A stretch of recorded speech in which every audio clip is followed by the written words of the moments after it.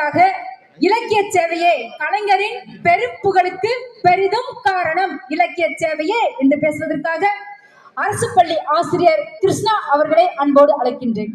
முடியுமா நம்மால் என்பது தோல்விக்கு முன்பு வரும் தயக்கம், முடித்தே தீருவோம் என்பது வெற்றிக்கான தொடக்கம். ஆதிக்கம் செலுத்துகிற மொழி குயிலாக கூவி வந்தாலும் மயிலாக ஆடி வந்தாலும் தயங்கிடும், அன்னை தமிழ் காப்பதற்கே ஆவி தரவும் தயங்கிடும் என்ற கலைஞர் அவர்களின் வரிகளின் வழி நடுவர் உள்ளிட்ட சான்றோர் பெருமக்களை வணங்கி மகிழ்கின்றேன். 1930களில் திருவாரூர் பள்ளியில் சிறுவனாக இருந்த போதே அவருடைய இலக்கிய பணி தொடங்கியது. 14 வயசுங்கிறது பட்டமிடுற வயசு நடுவர்களே. அந்த 14 வயதில் மாணவநேசன் என்ற கையெழுத்து இதழை தொடங்கியவர் கலைஞர் அவர். தன்னுடைய 17ஆம் வயதிலேயே இந்தி எதிர்ப்பை தொடங்கி வாருங்கள் போருக்கு புறப்படுவோம், வந்திருக்கும் இந்தி பேயை விரட்டிடுவோம் என்று திருவாரூர் வீதிகளில் இறங்கி முழக்கமிட்டவர் கலைஞர் அவர்கள். இந்தி என்பது என்ன தெரியுமா? இந்தி என்பது உணவு விடுதியிலிருந்து எடுத்து வரப்பட்ட உணவு. ஆங்கிலம் என்பது ஒருவர் சொல்ல அதன்படி சமைக்கப்பட்ட உணவு. ஆனால் தமிழ் என்பது குடும்ப தேவை அறிந்து விருப்பம் அறிந்து ஊட்டம் அளிக்கும் தாயிடமிருந்து பெறப்பட்ட உணவு என்று சொல்லி நம் தாயாக தமிழை தாங்கி பிடித்தவர் கலைஞர் அவர்கள். கலைஞர் அவர்களின் நிலைத்த புகழுக்கு காரணம் அவருடைய இலக்கிய பணியே என்பது எங்களுடைய வாதம். கவியரங்க கவிதைகளில் ஒரு புதுமையை புகுத்தியவர் கலைஞர் அவர்கள்.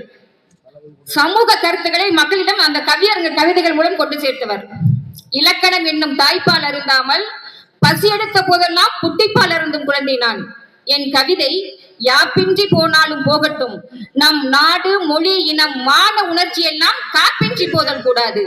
தாய்ப்பின்றி நிற்கின்ற மரமாக ஆகாமல் நெஞ்சில் ஊறுகின்ற வரிகளை உணர்ச்சிகளாக்கி கொள்கை மாறி வரும் கோடரிகளுக்கு ஒன்று சொல்வேன் என்று தமிழ் இனத்திற்காக பாடுவதையே தமது கவிதை பிரகடனமாக வெளிப்படுத்தியவர் கலைஞர்கள் என்பதை மறக்க முடியுமா? இல்லை மறுக்கத்தான் முடியுமா? கேட்டார் பிணிக்கும் தகையவாய் கேளாரும் வேட்பமொழிவதாம் சொல் என்னும் வள்ளுவத்திற்கு இணங்க கலைஞர் அவர்களின் வரிகள் என்பால் தமிழ் என்பால் தமிழின் நுட்பத்தின்பால் ஈர்க்கப்பட்டவர்கள் எத்தனையோர் என்பதை மறக்க முடியுமா? ஒரு பானை சோற்றுக்கு ஒரு சோறு பதம் என்பார்கள். ஒரே ஒரு கவிதை மட்டும். இரு கண்களுக்கு தேவையுள்ள கண்ணாடியை இடையுள்ள மூக்குத்தான் சுமந்த போதும் மூக்காடி என்ற பெயர் வேண்டாம், கண்ணாடி என்றே இருக்கட்டும் என்று விட்டு தந்த பரந்த உள்ளம் ஆத்தாடி எப்படித்தான் வந்ததுவோ மூக்கிற்கு. இப்படி அவருடைய கவிதைகளை வாசிப்பவரின் வசப்படுத்தக்கூடியவர் நம்முடைய கலைஞர் அவர்கள். கலைஞர் என்பது அவர் எழுதிய தூக்கு மேடை என்ற நாடகத்திற்கு தான் என்பதை நாம் மறந்துவிடக்கூடாது. கலைஞர், முத்தமிழறிஞர் என்பவை பெயர்கள் மட்டுமல்ல, தமிழ் இனத்தின் தனி முகவரி, பல தலைமுறைகளின் எழுச்சிக்கான திறவுகோல்.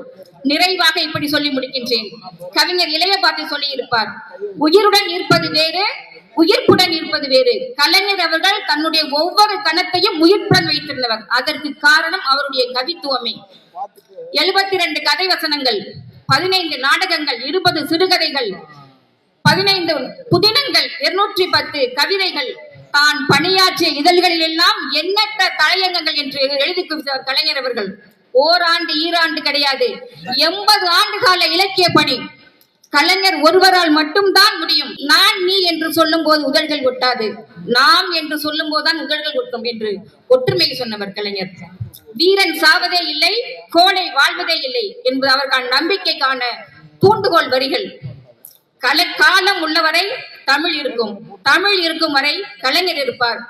கலைஞர் இல்லாத தமிழ் இல்லை, கலைஞரே தமிழின் எல்லை. வாழ்க தமிழ், வெல்க கலைஞர் புகழ். வாய்ப்புக்கு நன்றி, வணக்கம். சிறப்பு சிறப்பு, மிக அருமையான